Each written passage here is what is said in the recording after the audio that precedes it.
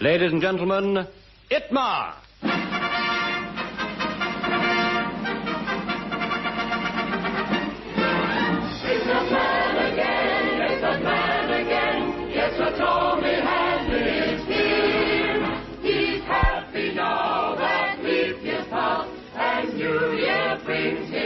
At last, matrimonial wise, we will greet with smiles all offers near his flame, and fancy free he still will be that man again. I hate dusting these blinking vases. Da, da, da, da, da, da, da. Blimey, that's done it. Oh, Mrs. Dirt. You've broken Mr. Handley's lovely china ornament. It's the one I gave him for Christmas. Oh, so you're his aunt, are you? Me, his aunt? Well, I was here when it come and he said, fancy sending me this, my giddy aunt. So long. Oh, careless woman. Hello? Oh, hello. Can I speak to Mr. Handley? You cannot. He's not at home. Who are you, may I ask? Do you know he's very terribly busy tonight? He's not being allowed out tonight. Are you his mother? Oh! I've never been so insulted. First his giddy aunt, now his mother. What next, I wonder? Granny by gaslight. Hello, folks.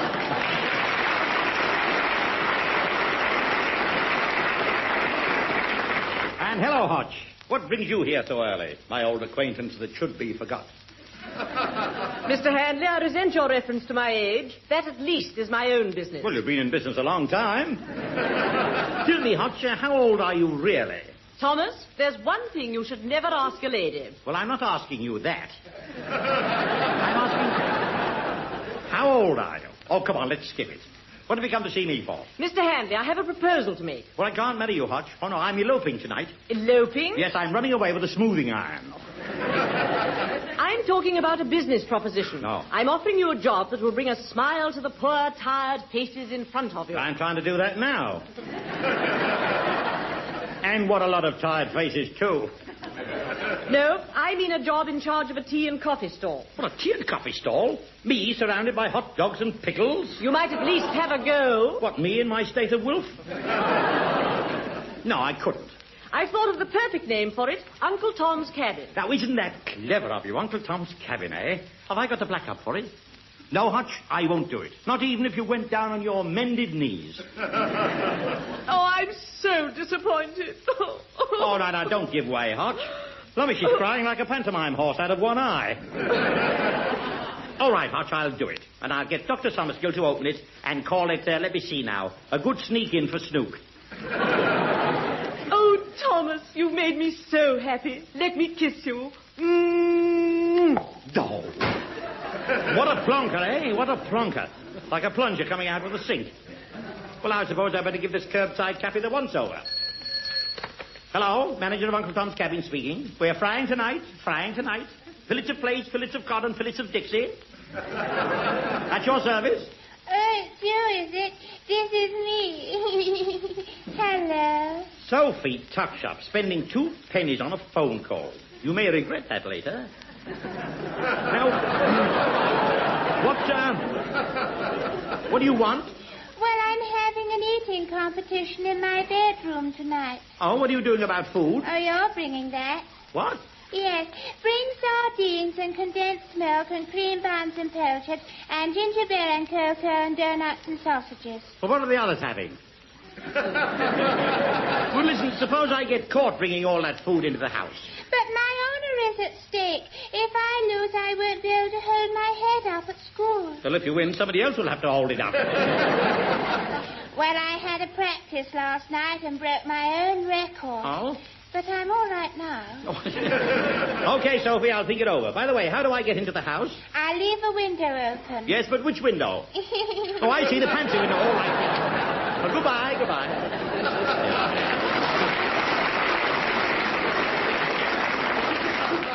What have I let myself in for? Fancy me carting tuck for Sophie.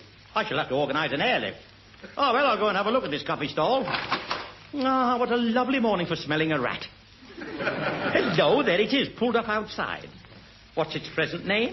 Filthy Richard's a good pull-up for dirty dogs. I must make myself known. Anybody in? Yes, I am. Oh, there you are. Lummy's picking the sausages with a fountain pen.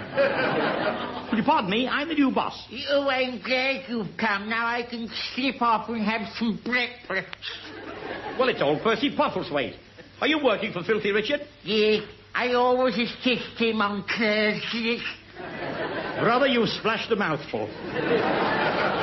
Why don't you do something about your teeth? What's the matter with them? Well, they're slipping a lot. They'll soon be down to the 2nd division. Why do you go on about my teeth? They're fixed in firmly. There they go. Stick them back again, will you? Yes, I have. I still can't talk properly. I don't know what's the matter. Well, let me see. Why, you've got a donut in your mouth. Your teeth must have snapped it up off the counter. No awful now, Hoppy, go on. Now, I better look round this stall. It needs a complete spring clear-out. Bring the beer out. It's a good idea, Handley. Hello, Colonel.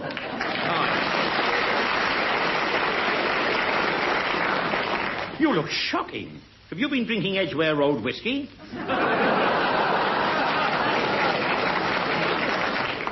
I don't know what you're talking about, sir. I say, Handley, I wish you'd stand still when you're talking to me. But I am standing still. That's what you think. There, look. You've turned a somersault. What? And there's a lizard going into your breast pocket. Colonel, you've certainly made a comeback. Look at that red wine stain on your shirt front. It looks like a map of Russia. Where have you come from? Trafalgar Square, sir. I danced round all the Christmas trees. Oh, trees? I only saw one. That's the worst of being sober, sir. You only see things by half. I say, what about a drink? Listen, Colonel, with a head like yours, why don't you try a swim in the Serpentine? Try a gin and turpentine. I don't mind if I do. All right, well, now you've said that, perhaps you'll pipe down. Certainly, sir. To heel Leo. Leo? Who are you talking to? One of the lions from Trafalgar Square. He follows me everywhere. Are you sure it isn't Harvey the rabbit? Anyway, I don't see a lion. You don't see a lion, sir? No. Well, all I can suggest is you should take an aspirin. Good day, sir. Good day, Colonel. Now, next time he comes around here, I'll give him some of my special coffee. It makes drunken men look sober and sober men look for the chemists. Well, there's one thing. Cleek seems to have given up the struggle. Little does he know I've just pinched one of his hot dogs. Woo! Well, serves him right. He's taken the decoy one full of mustard.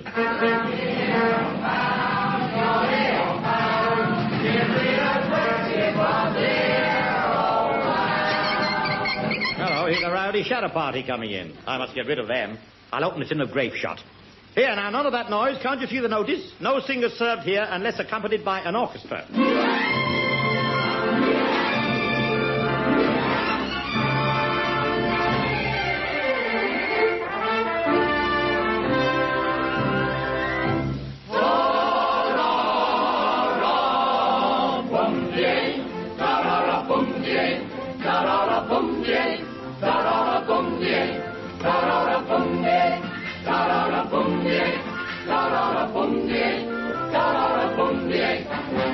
A sweet tuxedo girl you see, green of swell society, fond of fun as one can be, when it's on the strip you see.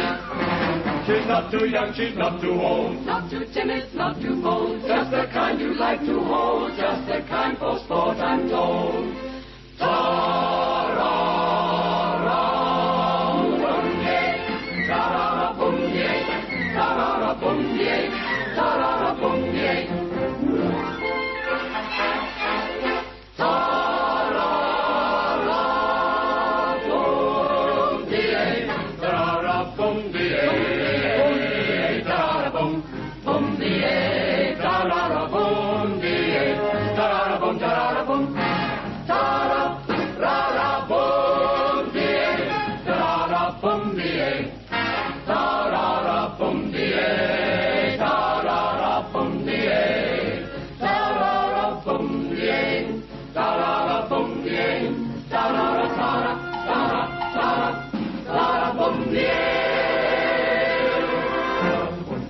ta-ra-boom, ta-ra-boom, ta-ra-boom, ta-ra-boom, ta-ra-boom, ta-ra-boom, dee, ta-ra-boom, dee, ta-ra-boom, tick-a-boom, tick-a-boom, tick-a-boom, tick-a-boom, ta-ra-boom, dee.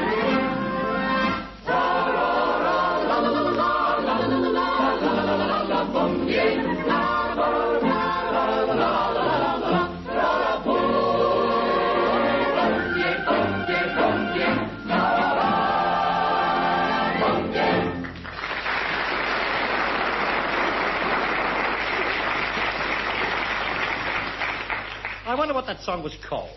Well, now I must get busy. Ah, the customer. Sir, morning good. Eh? Sir, morning good, said I. Morning good, sir. Oh, of course. Yes, it's Basil backwards. Well, what can I do for you, Basil? Coffee of cuppa. Coffee of cuppa. Oh, I see. Cuppa coffee. Yes, a strong 2-knot. Oh, we can't do a strong 2-knot. But what about a snack? Eh? Well, a snack about a what? Meat as funny smells it. What a pity. Well, I've got a lovely veg, too, and a joint off the cut. Could you have some of that? No, repeat I. Here's your outwash. You talking to me? I'll clock you. Me clock? Police call I. Thief you, robber you. And robber you, too. Say you did what? Oh, go and plant yourself in the giver kick.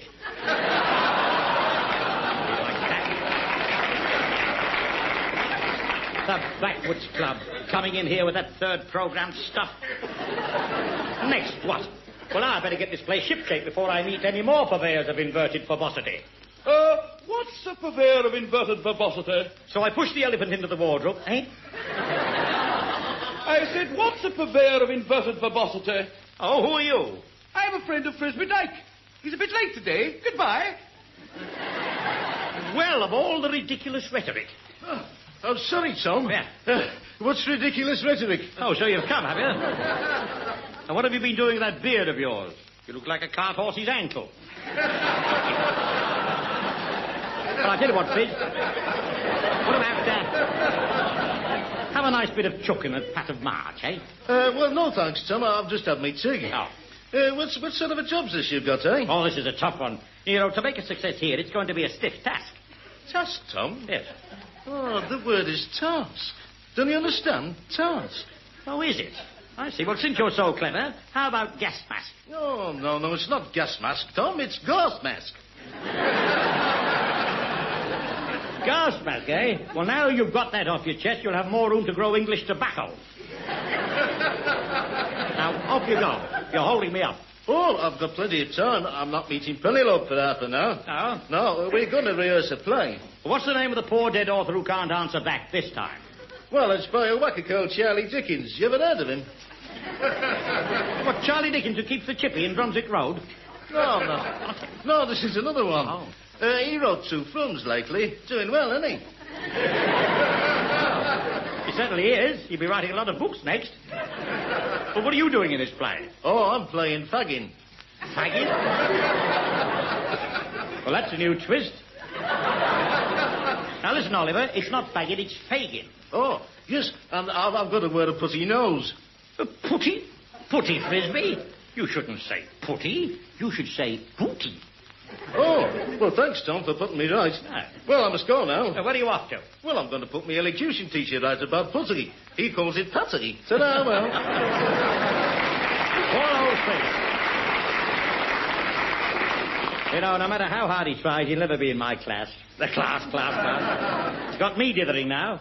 Oh, dear, here's Sophie Tuckshop. I better nail the cakes to the counter. Oh, hello. It's me. Yes. You haven't forgotten about tonight, have you? Well, I'm sorry, Sophie, but... Oh, those hot dogs do look lovely. May I have one? Yes, you may, but where are you going to hide it? In your berry? Oh, you are naughty. I said in your berry. Oh. I thought you said... No, I did not. Goodbye, don't forget. Goodbye, Sophie, goodbye. Gosh, I wish I could get out of this masticating match tonight. Now, this is better. A lorry. Now, that's the trade I want. Hello, driver. Nice cup of char. Help yourself to a lump of sugar. What, me? In my state of health? Atlas and on a lorry. Yes, I've got a big load under my tarpaulin. He's got another new name for it. Man's a genius. Yes. We come over a very steep hill. I had an awful job getting it up. It's time you try getting it down. People are beginning to talk. Do you know? What? At one point I had to leave it. And when I come back, somebody knocked a bit off. Just a minute. What are you talking about? The heavy load on my lorry. Oh, I thought you meant the heavy load under your waistcoat. I see. Why do you laugh at my tummy? What's behind it all? You are. And a long way behind, too. Well, you better get off now and give my regards to Chipping Sodbury, will you, when you go through? All right. I don't know what'll happen if I get a puncture. Well, you'll be no good to me if you do. Goodbye. Oh, dear. What?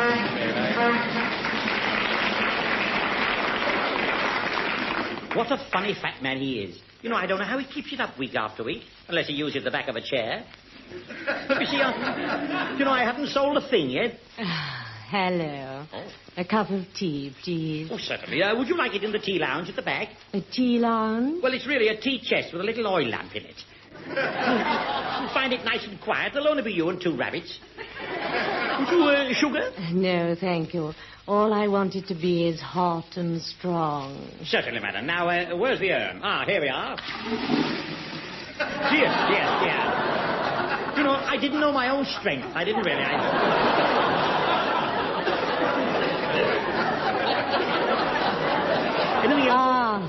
The tea leaves. The tea leaves where? Here in my cup. How wonderful. Well, it certainly is in this tea. I read the tea leaves. I see a rather charming man with glasses and a quiet tie. Yes. He's getting married to a tall, dark, slim girl. Yes.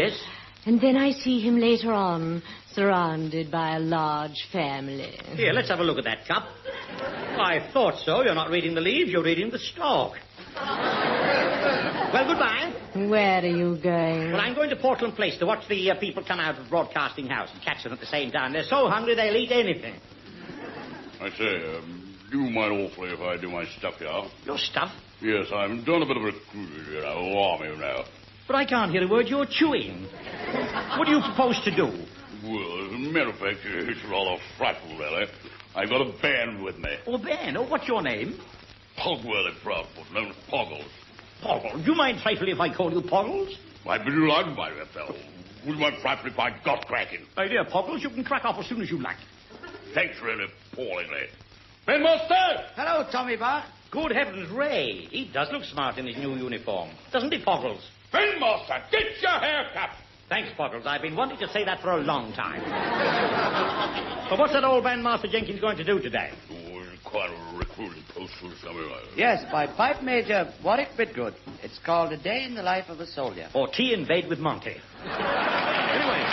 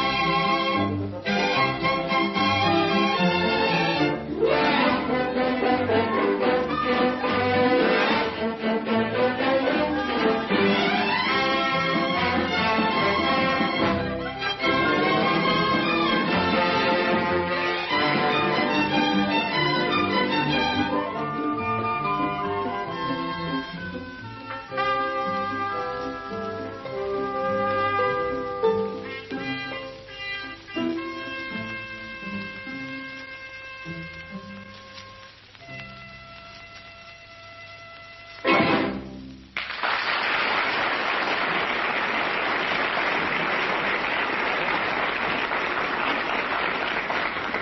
that was a nice piece of military music. I'd join the army myself if I was only slim. Now, what was my good deed for today? Oh, I know. Smuggle some food through Sophie Tuckshop's window. Hey, mister, give us a cup and a slice of thick, will you? Hello, it's young Woodley. Can you pay for it? Me? I got money to burn. Oh, have you? Well, lend me a fiver. I want to light the stove. Where do you get this money? Medicine bottles. Medicine bottles? What, you mean collecting them and selling them back to the chemist? That's a kid's game. I filled a bottle with coloured water, dropped it in the gutter and started to cry. Oh, then what do you do? Well, when the old woman comes along, I says, here, I've gone and lost me mother's medicine. And she gives me $1 to buy another one. I wish I'd thought of that. I'd have been in Harley Street by now. Well, listen, you, I'll warm the peace about you. You do, and I'll tell you what to use for coffee. You dare. You know, dear, I wonder where his schoolmaster is now. Well, what a boy, what a boy. Now, here, now, what's this apparition coming along? I shall never drink my own cocoa again now.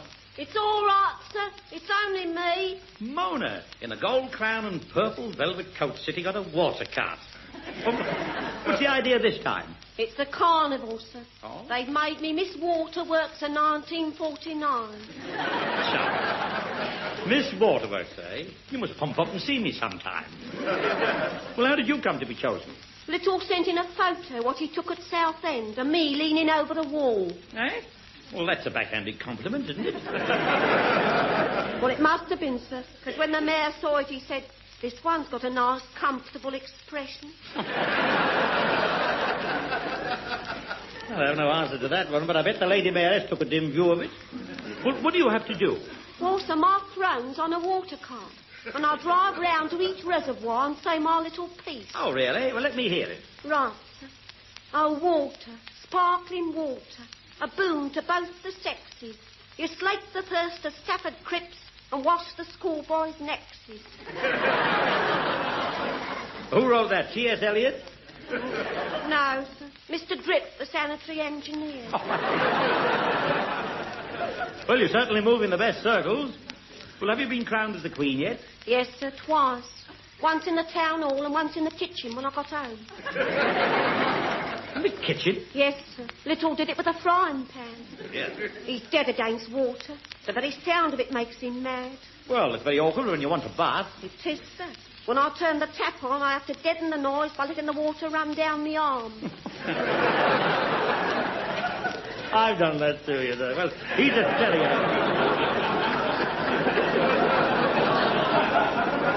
This little fellow. Come in, Mona. Why don't you leave, Little? I can't, sir. You see, he depends on me such a lot. Oh? Only the other night he come from a bird watcher's evening, very excited, and he sat on the end of the bed all night watching me through a telescope. Well, he does get wrapped up in his subject. Yes, sir. Why, the next morning he woke me up and he said, here, me old chaffinch, hop downstairs and peck the top off the milk bottle. I want me tea. What a gift to television. Well, never mind, Mona. Keep your beak up. I'm all right, sir. It's being so cheerful as keeps me going.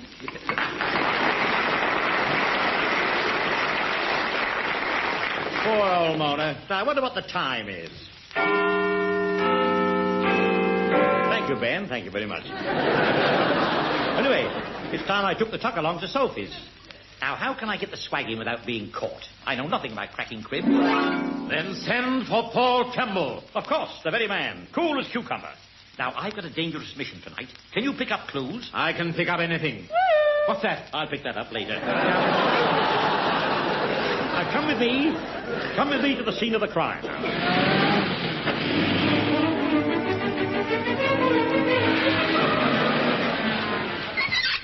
Ah, well, here we are. Now, this is where we rescue a maiden in distress.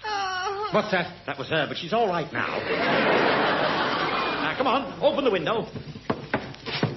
Oh, Tommy, is that you? Yes, Sophie, I've got the swag in a bag. Oh, I say, are you any good at running? Oh, no, I'm getting too old for that. Oh, what a pity. There's a policeman just behind you. What? Goodbye. Goodbye. way, good evening, Constable. Would you care to buy a ticket for the radio burglars' ball? Well, then, I'm looking for it all. I'm going to the restaurant. I'll get £6. But, Constable, I was just... I'll pick up all the news there. It'll be written down and maybe get it in swear. But, Constable...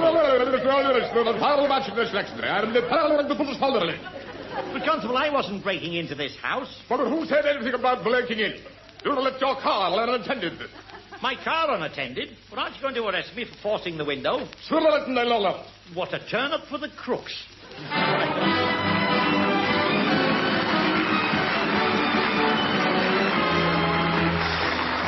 You've been listening to Tommy Handley and Itmar with Jack Train, Diana Morrison, Hugh Morton, Fred Yule, Derek Guyler, Joan Harburn and Hattie Jakes. Handley's Curbside Choristers, directed by George Mitchell. The Augmented Variety Orchestra, leader George Deason, conducted by Ray Jenkins.